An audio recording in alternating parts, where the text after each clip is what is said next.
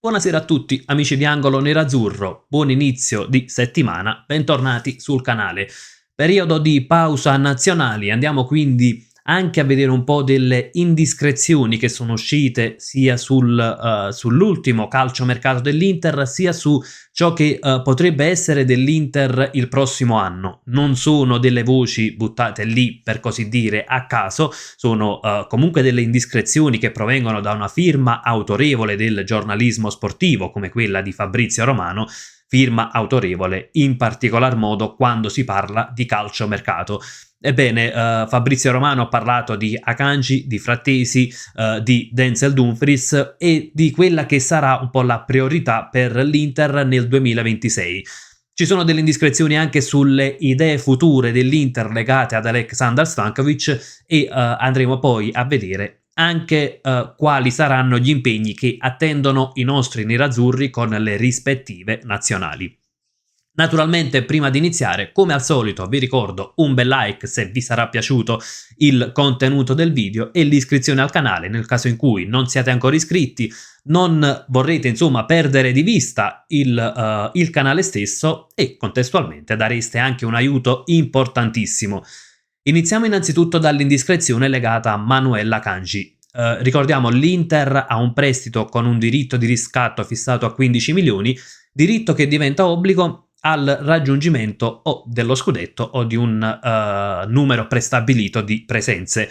Secondo Fabrizio Romano, l'Inter riscatterà Akanji al 101%, quindi indipendentemente se dovessero verificarsi le condizioni che farebbero scattare l'obbligo, Akanji rimarrà un calciatore dell'Inter, quindi Inter che verserà i 15 milioni al City e naturalmente è un grandissimo valore aggiunto. Anche il costo è decisamente molto limitato, partiamo da questo, perché comunque un calciatore con le qualità e l'esperienza di Akanji difficilmente lo si trova per 15 milioni, quindi da questo punto di vista risulta un ottimo affare e attualmente Akanji praticamente è diventato quasi un inamovibile nello scacchiere di Kivu. Ecco, raramente il tecnico rinuncia al difensore ex City perché porta esperienza, porta una velocità che praticamente non ha quasi nessuno nel pacchetto arretrato dell'Inter, quindi comunque va a colmare anche quella mancanza della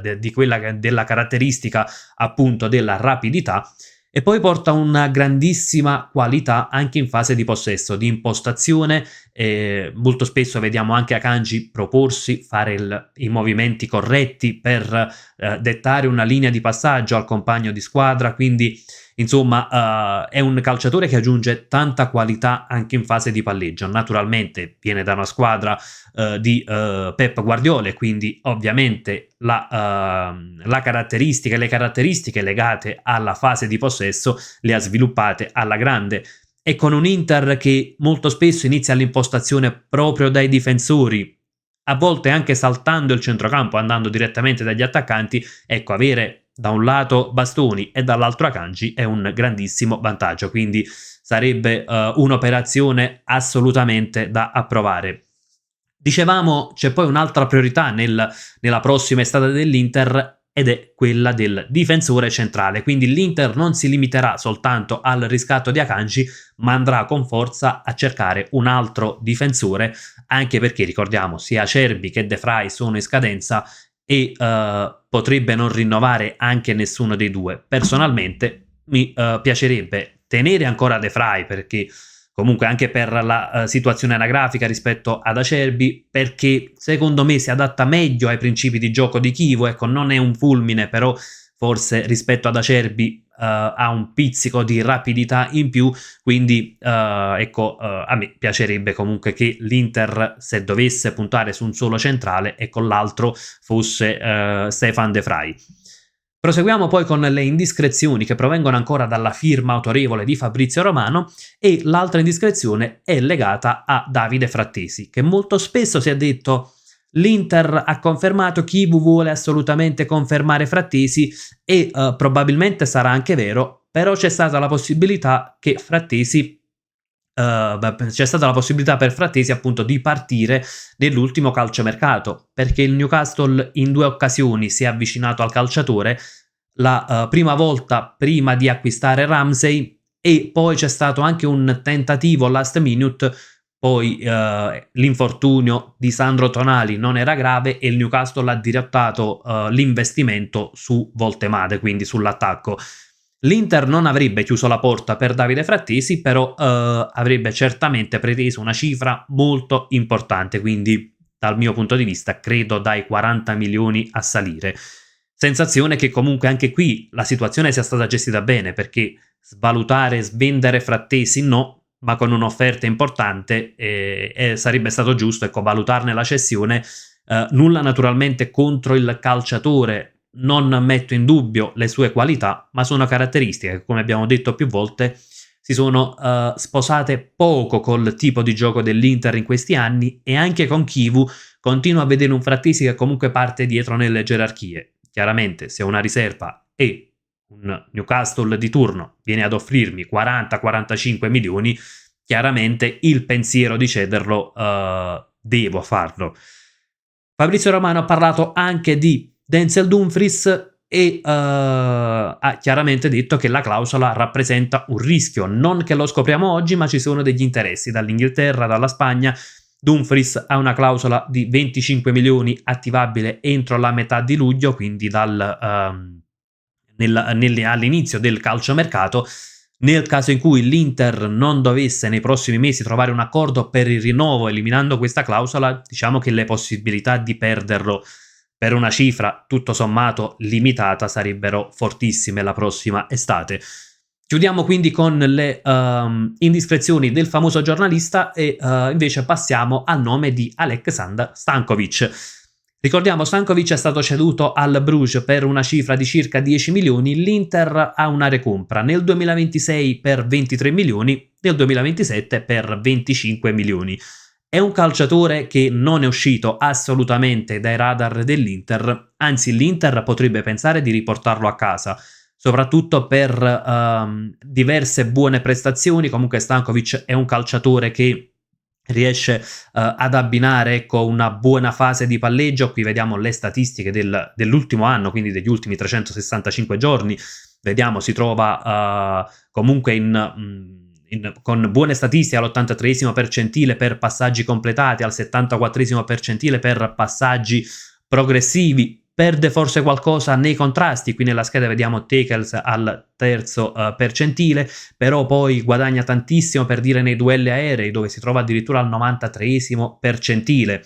Per ricordare brevemente, 93esimo percentile significa che su un campione di 100 centrocampisti lui fa quella determinata caratteristica, quindi nei duelli aerei fa meglio di 93 calciatori su 100, quindi sicuramente, ecco, statistiche importanti quelle di Aleksandar Stankovic, calciatore tra l'altro anche decisamente giovane, è un classe 2005 il calciatore serbo, e quindi ovviamente è un calciatore sul quale l'Inter punta anche per il futuro.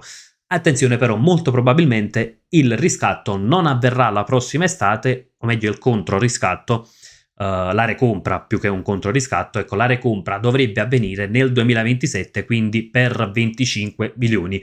Questo perché l'Inter ritiene che, pur dovendo pagare la recompra 2 milioni in più, sarebbe una grande possibilità per far crescere ulteriormente il calciatore. Comunque gioca al Bruges, un club di prima fascia del campionato belga, gioca in Champions League, è un titolare fisso e quindi un anno ulteriore di esperienza sarebbe pienamente ripagato.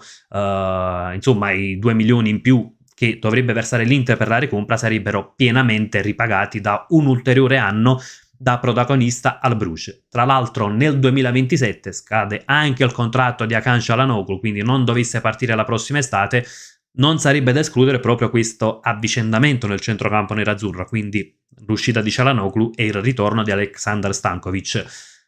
È vero che l'Inter praticamente per un calciatore suo si troverebbe a perdere nel giro di 3 anni, tra virgolette, a perdere 15 milioni, perché lo ha venduto a 10, dovrebbe ricomprarlo a 25, sarebbe comunque una perdita dal punto di vista economico, e su questo non ci piove. Però se bisogna riprenderlo a 23 milioni nel 2026 e poi magari lasciarlo come una delle ultime scelte del centrocampo rallentando nella crescita, meglio poi riprenderlo un anno dopo per 2 milioni in più, ma prenderlo quando magari è già pronto per fare il titolare all'Inter.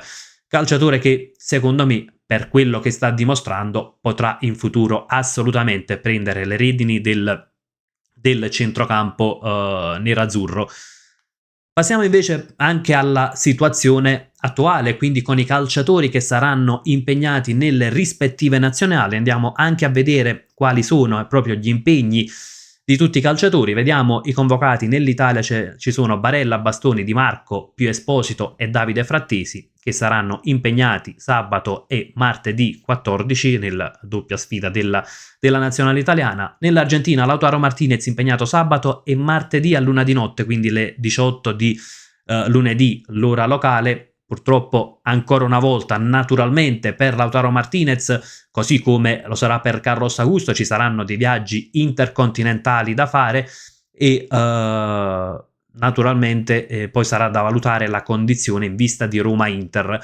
La cosa positiva è che, ecco, la partita praticamente si giocherà tra lunedì e martedì in Italia, a luna di notte di martedì, quindi non tornerà tardissimo Lautaro Martinez. Ovviamente il viaggio intercontinentale potrà pesare sulla sua condizione. Sušić invece con la Croazia impegnato giovedì e domenica, sicuramente positivo, avrà 6 giorni per recuperare poi in vista di Roma-Inter. Dumfries e Stefan De Vrij con l'Olanda impegnati giovedì a Malta e domenica in casa contro la Finlandia.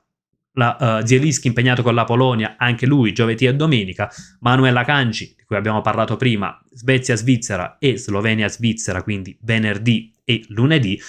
E Hakan Çalhanoğlu impegnato con la Turchia, anche lui l'ultimo impegno ce l'avrà martedì, però naturalmente per i calciatori europei la situazione è leggermente diversa. E poi c'è proprio Carlos Augusto che sarà impegnato martedì alle ore 12:30, ma saranno le 19:30 in Giappone, e mentre il primo impegno ce l'avrà venerdì. Quindi insomma ancora una volta ci troveremo a far fronte all'impegno di tanti nazionali. Magra consolazione, anche Trigoria praticamente si è svuotata e quindi anche la Roma dovrà far fronte comunque a calciatori che torneranno dagli impegni con le nazionali, calciatori che torneranno stanchi, qualcuno che farà anche dei viaggi abbastanza lunghi. Quindi insomma siamo praticamente in una condizione simile noi e la Roma, non dimenticando però che la Roma è solo l'inizio di 3 trasferte consecutive: Roma, Union Saint-Gilloise e Napoli. Insomma sono 3 squadre non proprio semplicissime, in particolare le 2 di campionato. Naturalmente avremo tempo poi per parlare anche del campionato quando tornerà, e nel frattempo fatemi sapere anche la vostra su queste indiscrezioni che sono uscite sul mercato, quindi tra Akanji, Frattesi, Dumfries, anche la gestione di Aleksandar Stankovic, se vi sta convincendo l'idea dell'Inter. Insomma, come al solito, discutiamone anche nella sezione commenti. Io vi saluto, come sempre vi lascio con un gran bel Forza Inter!